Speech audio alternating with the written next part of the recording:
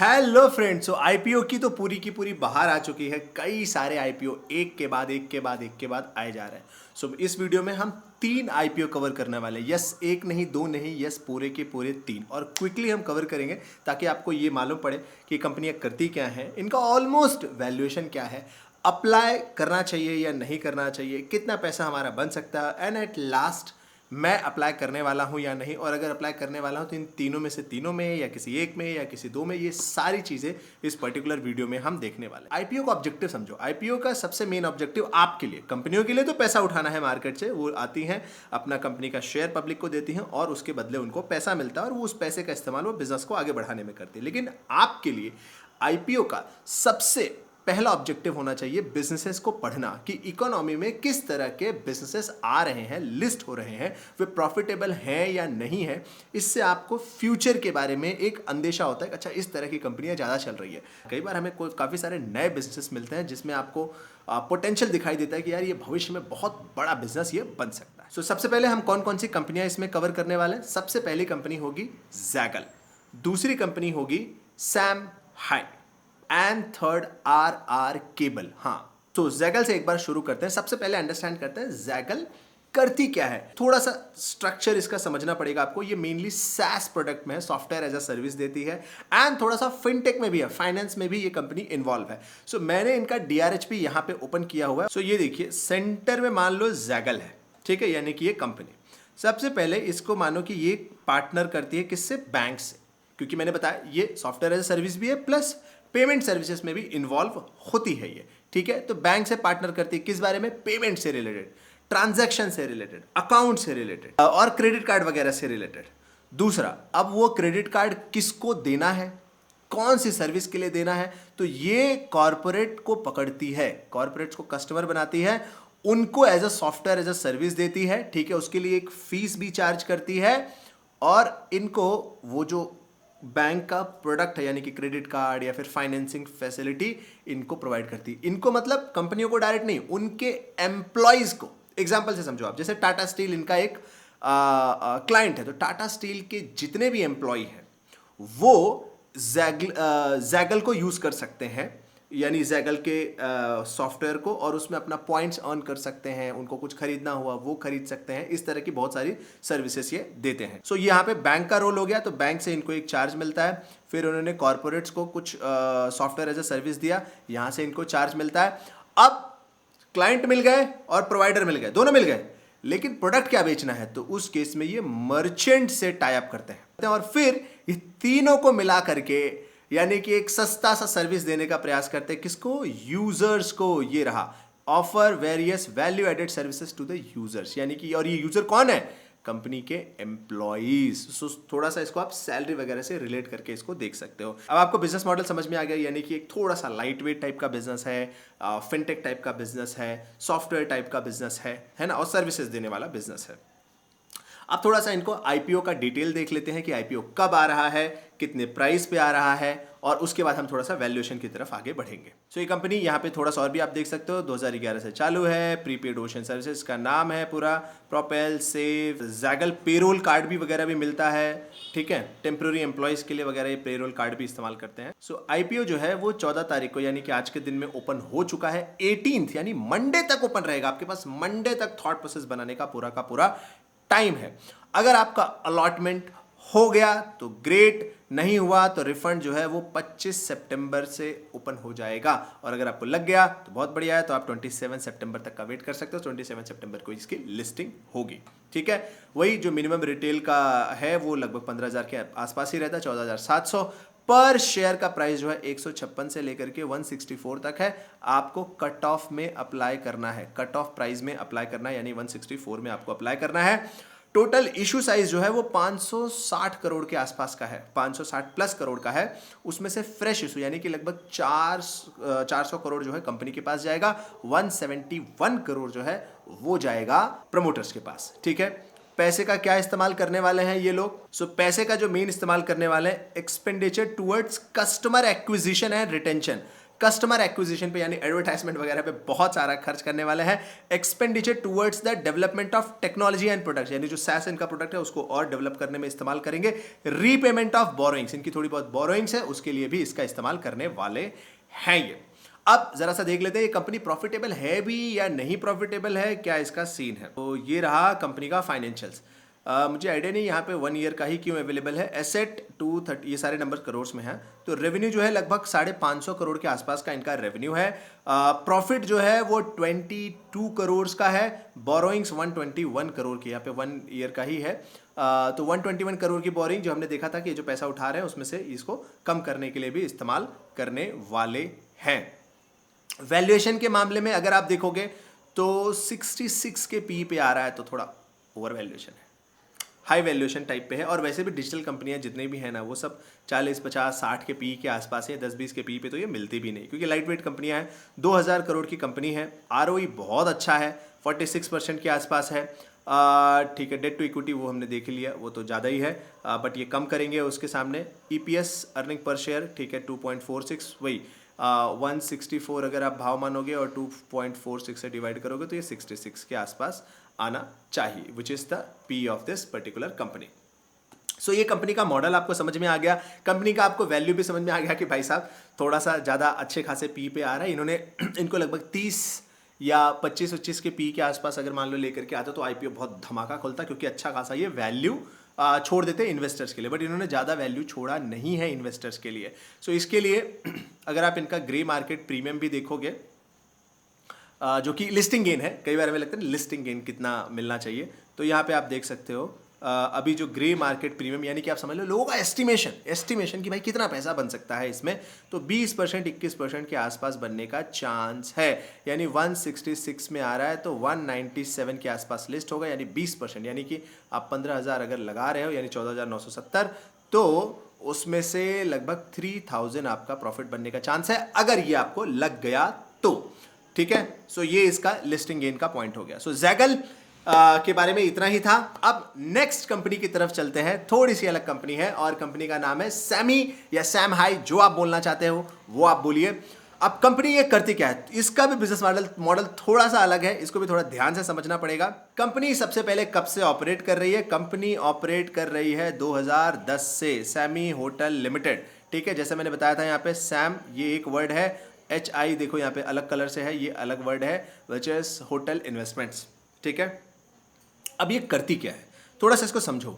ये कंपनी ऐसे जगह पे होटल्स ढूंढती हैं जो ऑलरेडी एग्जिस्टिंग है लेकिन अच्छा परफॉर्म नहीं कर रहे हैं, तो ये उनको ढूंढती हैं, एक्वायर करती हैं, यानी उनको ले लेती हैं। उसके बाद उनका बिजनेस मॉडल जो भी इन्होंने पूरी रिसर्च की हुई है उसके हिसाब से उसके बिजनेस को चेंज करती हैं और उसको प्रॉफिटेबल बनाने का प्रयास करती हैं। उसके बाद अब यहां से सुनो नेक्स्ट चीज, बड़े किसी होटल ब्रांड को दे देती हैं। सो अब यहां पे देखो, Samhi hotel operates under well recognised hotel operator, इनके अंडर ये ऑपरेट करते रहते हैं, सच एज कोर्टयार्ड मैरियट, ठीक है, Sheraton, Hyatt Regency, Hyatt Place, Fairfield Marriott, 4 Point by Sheraton, दिख रहा है आपको, ये सारे होटल के अंडर ये पूरा काम कर रहे हैं। बट इनका मॉडल कैसा है मैंने बताया, ढूंढो एक स्ट्रेस्ड होटल जो चल नहीं रहा है और अपनी रिसर्च करो, ये ढूंढो कि हाँ इसको चला सकते हैं, क्या चला सकते हैं, ओके इसको एक्वायर कर लो,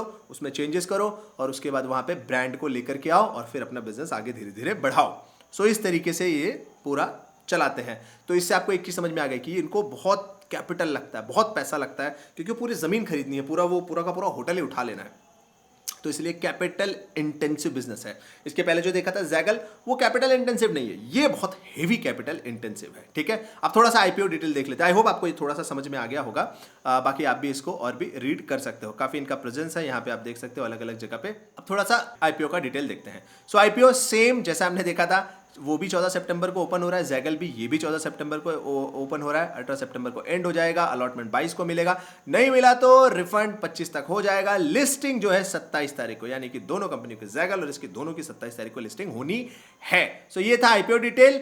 नेक्स्ट इतना पैसा ये उठा रहे हैं। सो प्राइस जो है 119 से 126 की रेंज में है, तो आपको कट ऑफ पे ही अप्लाई करना है, 126 पे अप्लाई करना है। इशू साइज 1300 करोड़ का है, 1370 करोड़ का, उसमें से 1200 करोड़ फ्रेश इशू है। फ्रेश इशू का मतलब होता है कंपनी के पास पैसा जाएगा, कंपनी लेगी पैसा, और ऑफर फॉर सेल जो है 170 करोड़ का है, ये जाएगा प्रमोटर्स के पास। लिस्टिंग BSE NSE दोनों पे हो जाएगी।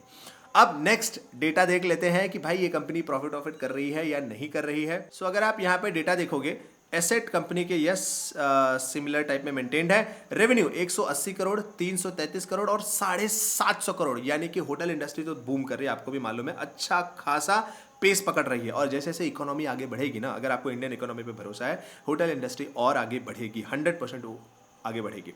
सो उस हिसाब से अब देखो इसका घाटा 470 करोड़, रेवेन्यू अच्छा खासा चल रहा है, लेकिन लॉस 477 करोड़ का। यहां पे लॉस और कम हुआ, फिर यहां पे 2023 में लॉस और कम हुआ है, लेकिन लॉस मेकिंग कंपनी है, प्रॉफिट नहीं है।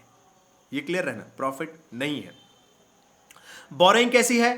2400 करोड़ की बोरोइंग थी, ये 2500 हो गई, 2600 हो गई, फिर 2700 2800 करोड़ की लगभग उधार है इस कंपनी की। और यही इनका मेन रीजन है पैसा मार्केट से उठाने का। तो जो 1200 करोड़ जा रहा है वो पूरा का पूरा बोरोइंग हटाने में होगा। सो आने वाले टाइम में इनकी बोरोइंग जो है लिस्टिंग के बाद आप देखोगे 1-2 क्वार्टर में 2700 करोड़ माइनस 1200 करोड़ करके लगभग 1800 करोड़ के आसपास आ जाएगी, है ना। 1000 करोड़ तो इसमें जाने ही वाला है, तो 1800, 1600, 1700 करोड़ के आसपास इनकी बोरोइंग आ जाएगी। यानी कि जो इंटरेस्ट पे कर रहे हैं वो घट जाएगा। अगर इंटरेस्ट घट जाएगा तो वो उसका इंपैक्ट जो है वो थोड़ा सा प्रॉफिट में दिखाई देगा। रेवेन्यू तो बढ़ ही रहा है, प्लस एक और पॉइंट बताता हूं, इनके पास 600 रूम्स और इन्होंने एक्वायर ऑलरेडी कर लिए हैं जो अभी तक ऑपरेटिंग नहीं है। सो ये भी जब धीरे धीरे ऑपरेटिंग हो जाएंगे तो वो और रेवेन्यू में ऐड करेगा और धीरे धीरे ये प्रॉफिटेबल बन सकते हैं, बट उसके लिए 1 से 2 साल का समय लग सकता है। सो अगर आपको होटल बिजनेस में इंटरेस्ट है, आपको लग रहा है कि यार ये अच्छा कर सकता है, तो आप इसको अपने रडार पे रख सकते हो। इमीडिएटली अप्लाई करना नहीं अप्लाई करना ये आपके ऊपर निर्भर करता है, बट मेरे हिसाब से इसको आप रडार पे रख सकते हो। अगर आप होटल इंडस्ट्री को लेकर के बहुत ज़्यादा क्लियर हो, तो घाटे में होने की वजह से हो सकता है आपको थोड़ा सा ये अंडर वैल्यू मिल जाए। तो टोटल कंपनी का साइज 2700 करोड़ का आसपास बनेगा। और जैसा कि मैंने बताया था, ये देखो यहाँ पे ये लोग यूज़ करने वाले हैं किस लिए, रीपेमेंट जो भी है बोरोइंग्स को क्लियर करने के लिए। नाउ ग्रे मार्केट प्रीमियम देख लेते हैं कि मार्केट में इसकी कितनी डिमांड है, कितना लोग डिमांड कर रहे हैं। So now next part is of course grey market premium की, जरा सा ग्रे मार्केट प्रीमियम भी इनका देख लेते हैं। सो अगर आप ग्रे मार्केट प्रीमियम देखोगे कि मार्केट में कितनी डिमांड है इनके लिस्टिंग को लेकर के और कितना लोग एस्टिमेट कर रहे हैं, तो 10 से 12% बनने का चांस है। उससे ज़्यादा चांस फिलहाल के लिए यहाँ पे 14 तारीख के हिसाब से इससे ज़्यादा दिख नहीं रहा। और जाहिर सी बात है, घाटा वाली कंपनी है तो इतना क्रेज तो नहीं रहेगा, है ना। नेक्स्ट थर्ड कंपनी पे फिर हम क्विकली चलते हैं, और लास्ट में मैं आपको बताऊंगा इसमें से कौन से में मैं अप्लाई करने वाला हूँ या नहीं अप्लाई करने वाला हूँ, वो सारी चीज़ें आपको यहाँ पे मालूम पड़ जाएंगे। So last company is RR cable. Yes, आप इसको काबिल पढ़ो, केबल पढ़ो, जो भी आपको लगता है वो आप बिल्कुल पढ़ सकते हो। 1995 से कंपनी है, अच्छी खासी कंपनी है, केबल वायरिंग में कंपनी है। और आई थिंक आपने इसका ऐड भी हो सकता है देखा हो, ब्रांड भी इसकी अच्छी खासी है। 70-80% आई थिंक इनका ज़्यादातर जो है रेवेन्यू जो है वो केबल से ही आता है। ये रहा 71% revenue operation from wires and cables. और मैं आपको बता रहा हूँ, इकोनॉमी जैसे जैसे आगे बढ़ेगी ना, वायर्स एंड केबल के बिजनेस पक्का आगे बढ़ने वाले हैं, पक्का आगे बढ़ने वाले हैं। क्योंकि जब इकोनॉमी में जितना भी डेवलपमेंट आएगा, हर जगह पाइपिंग, वायर, केबल, ये सब लगना ही लगना है, ये सब कहीं नहीं जाएगा। सो ऐसे अच्छे ब्रांडेड बिजनेसेस अगर आप पकड़ के बैठोगे तो आपका पैसा बनाने का संभावना बहुत ज़्यादा बढ़ जाएगा। तो बिजनेस मॉडल ज़्यादा डिस्कस करने की जरूरत नहीं, आपको मालूम है कि ये उसमें ही है। और इसके ऑलरेडी कॉम्पिटिटर टाइप अगर आप देखोगे तो पॉलीकैब है। फिर अगर आप एक और देखोगे तो हेवेल्स है, हेवेल्स भी वायर में है ना। फिनोलेक्स केबल्स है, ऐसे काफ़ी सारे केबल की कंपनी ऑलरेडी लिस्टेड हैं। आईपीओ के बारे में देख लेते हैं। आईपीओ यस 13 सितंबर को ऑलरेडी ओपन हो चुका है। 15 सितंबर यानी कि फ्राइडे को लास्ट डेट है। अलॉटमेंट 21 तक हो जाएगा, अगर नहीं मिला तो 22 को रिफंड हो जाएगा। लिस्टिंग डेट 26 तारीख को है, एक दिन पहले है वो, जो मैंने बाकी दूसरे आईपीओ बताया उनसे एक दिन पहले इसकी लिस्टिंग हो जाएगी। और प्राइसिंग किस तरीके की है वो भी जरा देख लेते हैं। 883 से 1035 तक का शेयर प्राइस है। अगर अप्लाई करना है तो 1035 में यानी कि कट ऑफ प्राइस में अप्लाई करना है, ठीक है। फ्रेश इशू इसमें से टोटल जो है 2000 करोड़ रुपए उठा रहे हैं, उसमें से सिर्फ 180 करोड़ रुपया जा रहा है किसके पास, कंपनी के पास बचा हुआ सारा पैसा जा रहा है प्रमोटर्स के पास, यानी कि काफ़ी सारे इन्वेस्टर्स हैं जो एग्जिट होना चाहते हैं। 1995 से सोचो सब पड़े हुए यार, अब एग्जिट ले रहे हैं, इनको बहुत पहले आईपीओ लेकर के आना चाहिए था, मेरा तो यही मानना है। बट ठीक है, क्योंकि केबल काफ़ी सारे बिजनेस ऑलरेडी लिस्टेड है और ये अच्छी खासी प्रॉफिटेबल कंपनी है, तो उसमें कोई दिक्कत नहीं है। बट ये फैमिली रन बिजनेस है। तो अगर आप डेटा देखते हो, रेवेन्यू 2500 करोड़, फिर 2700 करोड़, 4000 करोड़, 6000 करोड़, भाई साहब बहुत पैसा है। दिख रहा है आपको 6000 करोड़ का रेवेन्यू है। और प्रॉफिट कितना है? प्रॉफिट में देखोगे 100 करोड़ का प्रॉफिट था, फिर 135, फिर 200, फिर 189 करोड़ का profit, which is very very very good. बहुत अच्छा प्रॉफिट ये मेंटेन कर रहे हैं। बोरोइंग्स भी लगभग 500 करोड़ के हिसाब से, बट ठीक है, अगर चाहेंगे तो ये क्लियर कर सकते हैं। वैल्यूएशन वाइज अगर आप देखोगे तो आपको समझ में आएगा, कंपनी लगभग 12,000 करोड़ का मार्केट कैप डिमांड कर रही है। आरओई 14% के आसपास है, आरओसी 15% के आसपास है, विच इज गुड। ईपीएस 17 के आसपास आ रहा है, 17.09 ईपीएस, यानी अर्निंग पर शेयर, यानी एक शेयर अगर आप रखते हो और अगर कंपनी का पूरा प्रॉफिट बांटा जाए तो हर शेयर पे 17 रुपया मिल जाएगा। तो 17 रुपया कमाने के लिए ये पर शेयर 1035 रुपया डिमांड कर रहे हैं, यानी कि 1035 डिवाइडेड बाई 17.09, अगर ये करेंगे तो ये आएगा अप्रॉक्सीमेटली 64-65 के आसपास में भी। सो 60 प्लस के आसपास पी के हिसाब से ये डिमांड कर रहे हैं। थोड़ा सा ज़्यादा वैल्यूएशन मांग रहे हैं ये लोग, ज़्यादा मतलब पूरा ही मांग ले रहे हैं बेसिकली, हमारे लिए कुछ छोड़ा नहीं है, ऐसा बोल रहा हूँ। बहुत ज़्यादा मतलब ये हो गया, ऐसा नहीं कि बहुत ओवर प्राइस मांग रहा है, बट हमारे लिए कुछ नहीं छोड़ा, इन्वेस्टर के लिए कुछ ज़्यादा छोड़ा नहीं है। पैसे का इस्तेमाल काफ़ी कुछ रीपेमेंट और प्री पेमेंट के लिए करने वाले हैं, ठीक है, बट थोड़ा कम ही पैसा कंपनी के पास जा रहा है, ज़्यादातर तो पुराने इन्वेस्टर्स के पास जा रहा है, ठीक है। सो ये कंपनी की बात हो गई। अब इसका थोड़ा सा अगर आप DRHP देखोगे आरआर केबल का, तो आपको समझ में आएगा कि आरआर केबल का जो मार्केट शेयर है वो लगभग 7-8% के आसपास आता है पूरी केबल इंडस्ट्री में। Revenue contribution from FMEG of key player in wires and cables, आप देखो तो रेवेन्यू कंट्रीब्यूशन 7-8% का अच्छा खासा मार्केट शेयर ये कंपनी होल्ड करती है। वहीं अगर आप एक्सपोर्ट में देखोगे, export and domestic, export versus domestic अगर आप देखोगे तो इनका आरआर केबल का 23% लगभग एक्सपोर्ट है और 77% डोमेस्टिक है। फिनोलेक्स केबल में देखो एक्सपोर्ट ओनली 1% है, 99% क्या बोलते हैं डोमेस्टिक है। सो सबसे बढ़िया डिस्ट्रीब्यूशन अगर आप देखोगे, बाकी सब लोग डोमेस्टिक है, पॉलीकैब, KEI, हेवेल्स, सब लोग ज़्यादातर लोग डोमेस्टिक है। ये जो है अच्छा खासा एक्सपोर्ट भी है, डोमेस्टिक, यानी बहुत बढ़िया बैलेंस है, एक्सपोर्ट एंड डोमेस्टिक का बैलेंस है, ठीक है। नेक्स्ट, रेवेन्यू फ्रॉम ऑपरेशंस अगर आप देखोगे बाकी सारी कंपनियों से कंपेयर करके, यहाँ पे बकायदा कंपैरिजन इन्होंने DRHP में, जो इनकी पूरी DRHP है डिटेल की, उन्होंने पूरी बता रखी है। सो आरआर केबल का 2400 करोड़ था, फिर 2700 करोड़ 2022 तक आते थे, 4300 करोड़, 33% के CAGR से रेवेन्यू इनका भाग रहा है। बाकी और किसी का उतना नहीं भाग रहा है। हेवेल्स का यस 21% के आसपास है, पॉलीकैब का लगभग 17% के आसपास है, फिनोलेक्स के तो रेवेन्यू बहुत तेजी से भाग रहा है, बहुत तेजी से ग्रो कर रहे हैं ये लोग। वी गार्ड भी है, यस वी गार्ड का भी अच्छा कर रहा है यहाँ पे। एबिटा भी अगर आप देखोगे अच्छा खासा मेंटेन है, एबिटा 23%, 22%, आरआर केबल का तो 23% के आसपास है, बाकी और भी प्लेयर्स हैं, 29% हेवेल्स का, विच इज वेरी गुड। ये मैं कंपैरिजन करके आपको बता रहा हूँ कि क्या क्या प्लेयर यहाँ पे लिस्टेड है। आरआर केबल का जो 2022 वाला डेटा देते हैं latest, profit after tax 214 crore के आसपास है। CAGR, ये जो ग्रोथ है CAGR यहाँ से ग्रोथ है 32% के आसपास है। फिनोलेक्स का 23, पॉलीकैब का 9%, KEI का 21, हेवेल्स का 27%, विच इज़ वेरी गुड, अच्छा खासा यहाँ पे है। रिटर्न ऑन इक्विटी अगर आप देखोगे बाकी और कंपनियों से अगर आप कंपेयर करना चाहते हो तो आपको समझ में आ जाएगा। रिटर्न ऑन इक्विटी 18% है, बाकी का 16% है, दूसरे का किसी का पॉलीकैब का 17, 19, 21। सो एक बजाज इलेक्ट्रिक्स को अगर छोड़ दें बाकी सब लोग 15% के ऊपर, यानी कि इससे ये समझ लो कि केबल इंडस्ट्री में अच्छा खासा पैसा है, अच्छा खासा पैसा है। अगर इन्वेस्टर इस केबल इंडस्ट्री में इन्वेस्ट करना चाहता है तो ये खुद में एक सेक्टर है, खुद में एक सेक्टर है जिसमें आप शांति से इन्वेस्ट करके बैठ सकते हो और अच्छा खासा पैसा लॉन्ग रन में ये बना करके देंगे। इसमें से जो भी आपको पसंद आता है उसको आप यहाँ पे कंसिडर कर सकते हो। कैश एंड बाकी सब इन्होंने काफ़ी कुछ वैसे DRHP में कंपेयर करके बताया हुआ है, बट मेरे हिसाब से है ना आप, अच्छा पी वाला जैसे मैं बोला था 60 के आसपास, अगर डेटा उठा करके हम देखें, जैसे फिनोलेक्स केबल ये रहा, मैं देख रहा हूँ, हाँ तो देखो इसमें सारे आ गए, पॉलीकैब आ गया, KEI आ गया, फिनोलेक्स हो गया, यूनिवर्सल केबल हो गया, ये सब लोग यहाँ पे आ गए। इन लोग का पी कितना है ज़रा सा वो भी देख लेते हैं। तो अगर आप देखोगे 50 के पी पे पॉलीकैब है, 47 के पी पे KEI है, फिनोलेक्स 31 है, यूनिवर्सल केबल का यस इसका थोड़ा कम है, 27 पैरामाउंट है, डायनेमिक केबल 30 है। सो कह सकते हो कि इंडस्ट्री पी लगभग 30 के आसपास है, दिख रहा है। इंडस्ट्री पी लगभग 30 के आसपास है, लेकिन आर केबल आ रहा है 60 के आसपास, यानी कि वही थोड़ा सा ज़्यादा आ रहा है। इन्हें हमारे लिए मार्जिन नहीं छोड़ा, बाकी ठीक है 50-60 पे तो आसपास 50 के आसपास तो पॉलीकैब भी अवेलेबल है। सो इस वजह से इसका ग्रे मार्केट प्रीमियम जाहिर सी बात है कम होगा और हमारे लिए जगह इन्होंने कम छोड़ी है, बट बिजनेस अच्छा है, अच्छा है, अच्छा है, अच्छा है, ये पॉइंट नोट कर लो।